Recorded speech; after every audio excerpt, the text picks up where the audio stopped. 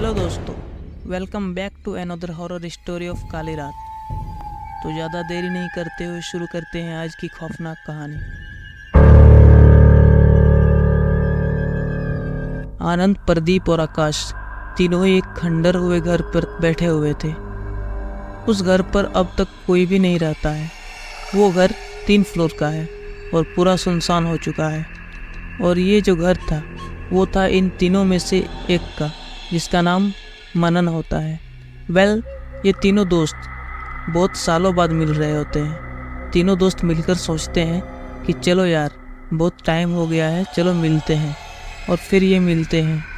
हाथों में शराब ली हुई होती है और मनन के साथ उस खंडर हुए घर में होते हैं। धीरे धीरे रात बीती जा रही थी और अंधेरा बढ़ता जा रहा था। बातों ही बातों में यह बात भी निकल गई, कॉलेज के आखिरी सालों में मनन इतना शांत क्यों रहने लगा।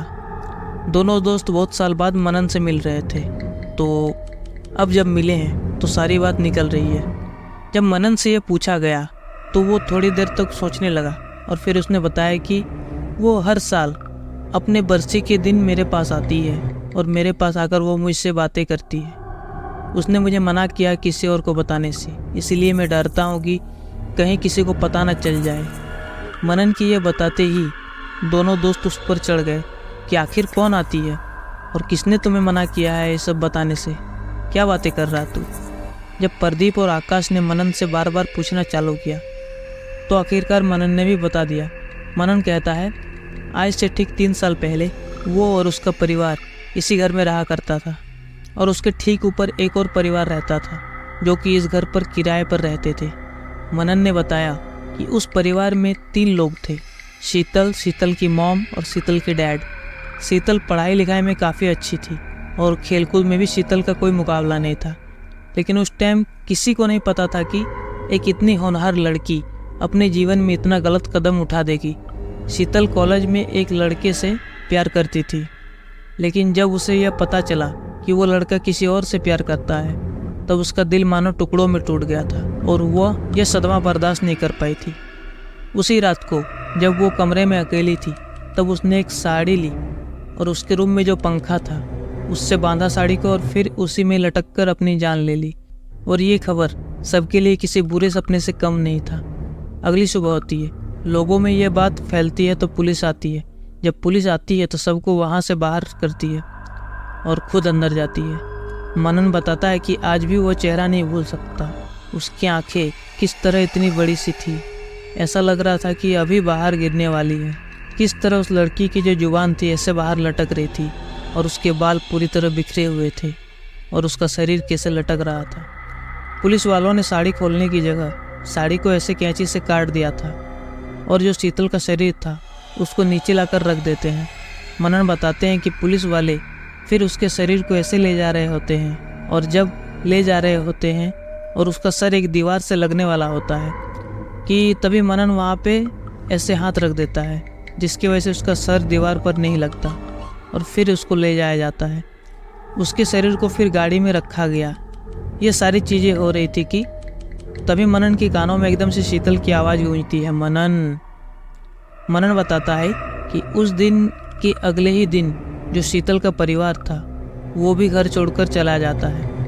बस उस दिन से मनन को काफ़ी अजीब अजीब आवाज़ें आने लग जाती है जो शीतल की होती है। उसकी आवाज़ में शीतल बोल रही होती है, तुमने मेरी मदद करी और अब मैं ज़िंदगी भर तुम्हारी मदद करूँगी। मनन की ये बातें सुनकर प्रदीप तो चुपचाप सुन रहा था, लेकिन आकाश इन सारी बातों में काफ़ी कम मानता था। वो ज़ोर ज़ोर से मनन की बातों पर हंसने लगा और हंसते हंसते बोला, अच्छा तो तू कह रहा है मरने के बाद भी तेरे से बात करने आती है। और ये बातें बोलते ही आकाश ज़ोर ज़ोर से हंसने लगा। अब आकाश उसका मजाक उड़ा रहा था तो मनन को अच्छा नहीं लगा। उसको गुस्सा आया और वो गुस्से में बोलता है कि अच्छा तो तुझे भरोसा नहीं है ना मेरी बात पे, तो तू ऐसा कर, नीचे जा, चल मेरे साथ। तू क्या अकेले जाएगा? मैं तेरे साथ चलता हूँ। और नीचे आज भी उस कमरे के पंखे में आज भी वो साड़ी का टुकड़ा लटका हुआ है। आकाश भी बोल देता है हाँ तो फिर चल, ठीक है, देखते हैं। अब मनन नीचे जाता है, प्रदीप और आकाश उसके पीछे आते हैं। पूरे घर में अजीब सी शांति थी, अजीब सा अंधेरा था। जो आवाज़ वहाँ पर आ रही थी वो भी बहुत ज़्यादा गूंज रही थी और वो आवाज़ भी इन तीनों दोस्तों की ही थी। वेल, मनन अब जाता है और उस रूम के अंदर जाके ऐसे दरवाज़ा खोल देता है, पीछे से उसके दोस्त भी वहाँ पर आ जाते हैं। अब आकाश जब रूम को देखता है तो वो हंसने लग जाता है, क्योंकि मनन जिस टुकड़े की बात कर रहा था, जो साड़ी का टुकड़ा पंखे में लटका हुआ है, वह एक्चुअली कोई टुकड़ा था ही नहीं। पंखे से कोई साड़ी का टुकड़ा लटका हुआ नहीं था। और ये देखकर आकाश बहुत हंसने लग जाता है और मनन को तो मानो जैसे अपनी आंखों पर भरोसा ही नहीं हो रहा था। लेकिन फिर उसने सोचा कि क्या पता पूरे घर में अंधेरा होने के कारण वो साड़ी का टुकड़ा अभी दिख नहीं रहा। मनन ने उन दोनों को वहीं रुकने को कहा और खुद को वो अकेले ही नीचे अंधेरे में मेन स्विच ऑन करने के लिए चला गया। मनन ने जैसे ही मेन स्विच ऑन किया, पूरे घर में मानो चमक सी छा गई। सारी बत्तियां एक एक करके जल उठी। अब मनन स्विच ऑन करके ऊपर जाता है और जब वो ऊपर जाता है और देखता है तो मानो उसकी खुशी का कोई ठिकाना ही नहीं रहता, क्योंकि फाइनली मनन जो कह रहा था वो सच था। उस रूम में पंखे से लटका हुआ वो साड़ी का टुकड़ा वहाँ पर था। लेकिन वहाँ पे एक चीज़ अजीब थी कि साड़ी का टुकड़ा तो वहाँ पर था, बट उसके दोस्त वहाँ पर नहीं थे। अब मनन जोर जोर से प्रदीप आकाश को बुलाने लगता है और उसे इस वक्त तक काफ़ी गुस्सा आ रहा था, क्योंकि मनन ने उन दोनों को वहाँ पर रुकने को कहा था और वो दोनों वहाँ से चले गए थे। मनन ये सब सोच ही रहा था, तभी घर का मेन स्विच अपने आप ही जोर से आवाज़ के साथ बंद हो जाता है। मनन को थोड़ा डर लगने लगता है, लेकिन फिर भी उसने सोचा कि हो ना हो प्रदीप और आकाश ही होंगे। अब मनन नीचे जाता है और चिल्ला रहा होता है कि आकाश, प्रदीप, देखो ये बहुत बेकार मजाक है, चुपचाप लाइट का स्विच ऑन करो, मुझे कुछ दिख नहीं रहा है, जल्दी करो। बस ये चिल्लाता जा रहा है और नीचे जाया जा रहा है। मनन नीचे जा ही रहा था कि एकदम से उसको एक अलग ही कमरे से, जो कि थोड़ा दूर था, वहाँ से प्रदीप और आकाश की बातें करने की आवाज़ें आती है। मनन पीछे मुड़ा और वापस उस कमरे के पास गया, लेकिन वहाँ आकाश और प्रदीप तो थे ही नहीं। लेकिन मनन उस अंधेरे में साफ साफ देख सकता था एक कुर्सी जो कि एक कोने से घसीट रही है, और घसीटते घसीटते कुर्सी ठीक उसी पंखे के नीचे आ चुकी है। और मनन इतने अंधेरे में यह भी देख पा रहा था उस कुर्सी के ऊपर किसी के तो पैरों के निशान हैं, और वो मतलब काफ़ी ताज़े निशान है। मतलब ऐसा नहीं है बहुत टाइम पहले वो ऐसा लग रहा था, जस्ट अभी के निशान है। मनन डरते हुए उस कुर्सी की तरफ बढ़े जा रहा था। वो कमरे का अंधेरा और ठंडी हवाएं और मनन के बढ़ते हर एक कदम के साथ उसके दिल की धड़कनें ना जाने क्यों अपने आप ही बढ़े जा रही थी। मनन अब धीरे धीरे उस कुर्सी के पास पहुंच रहा था, तो वो बहुत डर भी चुका था। वो लिटरली शिवर कर रहा था कि तभी उसके कंधे को किसी ने पकड़ लिया था। जैसे ही मनन पीछे मुड़कर देखता है तो उसके कानों में एक आवाज़ गूंजती है, मना किया था ना किसी को बताने से, अब तो मनन, मना किया था ना किसी को बताने से भी, मना किया था ना किसी को, मना किया था ना किसी को भी बताने से, अब तो। मनन काफ़ी ज़्यादा डर जाता है। वो बिना कुछ सोचे समझे बाहर की तरफ भागता है। अब जब वो बाहर भागता हुआ आता है तो वो देखता है कि छत पर से उसके सारे दोस्त आवाज़ लगा रहे हैं। उसके दोस्त छत पर थे, और जब वो उन्हें देखता है तो वो भागता हुआ छत की तरफ जाता है। और जब मनन छत पर पहुंचकर देखता है कि जो आकाश, प्रदीप है वो वहाँ बैठकर शराब पिए जा रहे हैं। आकाश और प्रदीप को अपने सामने देखकर मनन का गुस्सा मानो 7वें आसमान पर पहुँच जाता है। और मनन उनसे कहता है, तुम लोग पागल हो क्या? तुम लोगों को मैंने कहा था ना नीचे रुकने के लिए, और तुम ये छत पे क्यों आए? तुम मेरे बिना ही ये सब शराब वराब पी रहे हो? थोड़े से जैसे ही मनन ये बोलता है, वो दोस्त दोनों थोड़े से कंफ्यूज में लग रहे थे। मतलब उन्हें समझ नहीं आ रहा है कि क्या कह रहा है। हम तो ऊपर ही थे तब से, हम तो नीचे गए ही नहीं तुम्हारे साथ, सिर्फ तू था जो नीचे गया था। यह बात सुनकर मनन का दिमाग घूम जाता है और वो बोलता है, अच्छा तो तुम सबको यह अभी भी मजाक लग रहा है? तुम्हें लग रहा है कि मैं जो भी बोल रहा हूँ वो सब झूठ बोल रहा हूँ? बट ऐसा नहीं है। जब तुम ऊपर आ गए थे तो मैं उस रूम में गया था और वहाँ पे साड़ी का टुकड़ा है। चलो मेरे साथ, मैं तुम्हें अभी भी दिखाता हूँ। अब जब मनन कमरे के पास पहुँचता है तो कमरे में वो देखता है कि कमरे में ऑलरेडी आकाश, प्रदीप मौजूद है।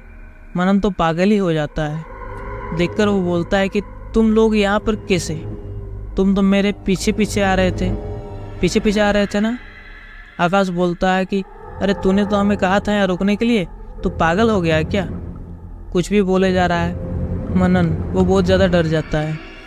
उसे समझ नहीं आ रहा है कि उसके साथ क्या हो रहा है, ये कोई छलावा है या उसके साथ कोई ढोंग किया जा रहा है या उसको पागल बनाया जा रहा है। उसे कुछ समझ नहीं आ रहा कि क्या शीतल ने जो कहा था वो सच था, कि जब मनन ये सब बता दिया तब उसको उसकी सज़ा मिल रही है, या उसके साथ ये क्या हो रहा है।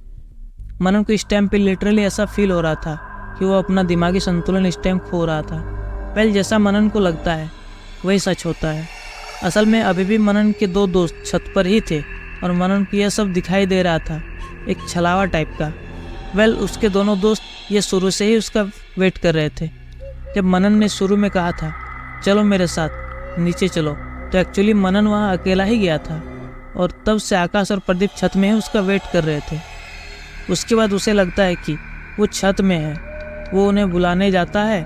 वो सब उसके साथ सिर्फ उसके दिमाग के साथ हो रहा था। असल में वो कहीं नहीं गया था, वो रूम में ही था। फिर जब आकाश और प्रदीप काफ़ी टाइम तक वेट करते हैं, आधा पौना घंटा हो जाता है, मनन अभी तक आया ही नहीं है। वो नीचे ऐसा क्या करने गया है, चलो उसको बुलाते हैं, उसे देखते हैं वो ठीक तो है ना। ये सोचकर उसके दोनों दोस्त अब नीचे आने लग जाते हैं। ये वाले दोस्त सच में आ रहे होते हैं, कोई ऐसा छलावा नहीं होता। और जब नीचे जाकर वो दोनों रूम में सर्च करने लगते हैं, वो चिल्लाने लगते हैं नमन, कहाँ है नमन। ऐसे करते करते वो फाइनली उस रूम में पहुंच जाते हैं जहाँ पर वो साड़ी का टुकड़ा लटका हुआ था। और उस रूम के अंदर जाकर जब वो देखते हैं तो उन्हें कुछ ऐसा देखने को मिलता है कि उन्हें अपनी आंखों पर भरोसा ही नहीं हो रहा होता है।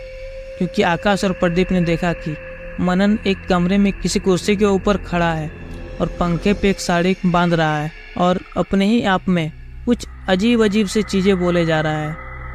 रुको ना बाबा, आ रहा हूँ ना तुम्हारे पास, 2 मिनट दो बस, मरने ही वाला हो, रुको तो।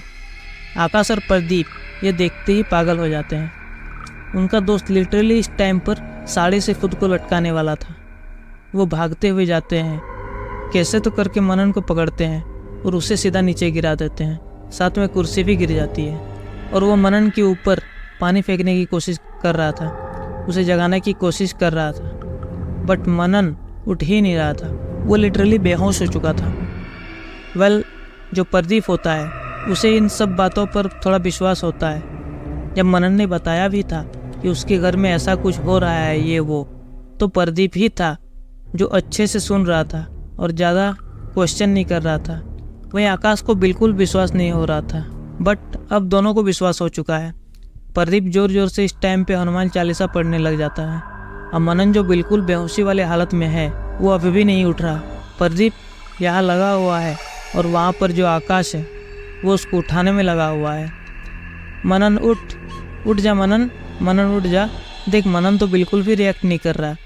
फाइनली उस पर पानी फेंका जाता है और प्रदीप वहाँ हनुमान चालीसा पढ़े जा रहा है। मतलब दोनों दोस्त लगे हुए हैं उसको कैसे भी करके उठाने में। फाइनली 10-15 मिनट के बाद मनन को होश आ जाता है। मनन को जब होश आ जाता है तो आकाश और प्रदीप उसको उठाकर डॉक्टर के पास ले जाते हैं। हॉस्पिटल इनके घर से ज़्यादा दूर नहीं था। लकीली जब वो वहाँ पे लेकर जाते हैं, डॉक्टर उसकी हालत को देखते हैं तो वो बोलते हैं कि इसे कुछ दिन तक हॉस्पिटल में एडमिट करो, इसकी हालत काफ़ी ज़्यादा ख़राब हो चुकी है। क्योंकि मनन की जो बॉडी होती है उसकी पूरी एनर्जी ड्रेन हो गई थी। ऐसा लग रहा था कि उसने 4-5 दिन से खाना नहीं खाया, कुछ पिया नहीं है। इस टाइम पे उसकी एनर्जी ड्रेन हो गई थी। डॉक्टर बोलते हैं कि इसे थोड़े दिन तक आपको यहाँ पे एडमिट रखना पड़ेगा और फिर ये ठीक हो जाएगा। मनन जब एडमिट था तो उसके घर वाले भी आ जाते हैं। अब उनको पता चलता है कि मनन इस घर में था तो वो समझ जाते हैं कि शायद मनन ने ज़िंदगी में मतलब ऐसे कभी नहीं बताया था, लेकिन उसके साथ ये सब हो रहा है। बट कहीं ना कहीं घर वालों को थोड़ा सा तो अंदाज़ा हो गया था उसकी हरकतें देखकर। वो जब डर जाता था, ऐसे अजीब से रिएक्ट करता था, कभी कभी खुद से ही बातें करने लग जाता था और ये बात घर वालों ने नोटिस भी किया था। और अब जब वो यहाँ पर आते हैं तो आकाश और प्रदीप पूरी बातें अंकल आंटी जी को बता देते हैं। वो हॉस्पिटल में तो रहता ही है, मतलब 5-6 दिन रहा था, कुछ खास उसकी इम्प्रूवमेंट नहीं हुई थी। हाँ, एनर्जी ऐसा लग रहा था कि बॉडी में अब आ चुकी है, बट अभी भी उतना ज़्यादा ठीक नहीं था। अब जो मनन के पेरेंट्स हैं वो मनन को एक पंडित जी के पास ले जाते हैं। वहाँ उसे धागे बागे पहनाए जाते हैं अब पंडित जी उससे थोड़ी बातें करते हैं और पूछते हैं कि तुम अब ठीक हो, ये फील कर रहे हो, कैसा लग रहा है तुम्हें, और तुम्हारे अंदर कोई है, तुम्हें कोई दिख रहा है या फिर अभी भी किसी की बातें सुनाई देती है। जिस पर मनन रिस्पॉन्ड करता है और फिर पंडित जी उसको एक ताबीज़ देते हैं। ताबीज़ बोल दो या माला बोल दो, वो देते हैं और बोलते हैं कि तुम्हें 10 दिन लगेंगे, क्योंकि जो तुम्हारे साथ है वो काफ़ी टाइम से, लगभग 2-3 साल से है, तो इतना जल्दी छोड़कर नहीं जाएगी, बट हाँ तुम्हें थोड़ा टाइम लगेगा, उसके बाद तुम ठीक हो जाओगे। मनन उस ताबीज़ को पहन लेता है। अब वो घर जाता है और इस बात को लगभग 1 साल होने वाला है। अब मनन बिल्कुल ठीक है, एकदम ठीक है। उसे ना कोई आवाज़ें सुनाई देती है और ना उसको कोई ट्रॉमा सा आता है। उसको ज़्यादा कुछ है नहीं, बस इन सब चीज़ों का मतलब वो एकदम नॉर्मल है। बट एक चीज़ है जो अभी भी नॉर्मल नहीं है, वो है वो घर। वो घर अभी भी खंडर बना पड़ा है और ना तो वहाँ मनन जाता है और ना ही उसके पेरेंट्स। वो बस इस घर को बेचना चाहते हैं, बट खरीदेगा भी कौन? आगे पीछे जो लोग थे उन्हें पता था कि यहाँ क्या हुआ था, तो मतलब कोई ज़्यादा इंटरेस्टेड नहीं है इस घर को खरीदने में। तो वो अभी भी वहाँ है, वो अभी भी खंडर की आत्मा वहाँ पर मिलेगी। सो गाइस, ये थी मनन की स्टोरी, जो कि हमसे मनन ने नहीं बल्कि आकाश ने शेयर करी है। आकाश वही जिसको इस बातों पे ट्रस्ट नहीं था, और आज वो दिन है जब वो हमसे स्टोरी शेयर कर रहा है। तो thank you so much Akash for sharing your story with us. और अगर आपको भी अपनी स्टोरी शेयर करनी है तो आप नीचे दिए हुए हमारे जीमेल में अपनी स्टोरी शेयर कर सकते हैं। So thank you for watching the video. Video अगर पसंद आई होगी तो प्लीज़ वीडियो को लाइक करें, वीडियो को शेयर करें और चैनल को सब्सक्राइब करना ना भूलें। तो फिर मिलते हैं इसी तरह के एक खौफनाक से भयानक से एपिसोड के साथ। तब तक के लिए बाय बाय, टेक केयर और देखते रहिए काली रात।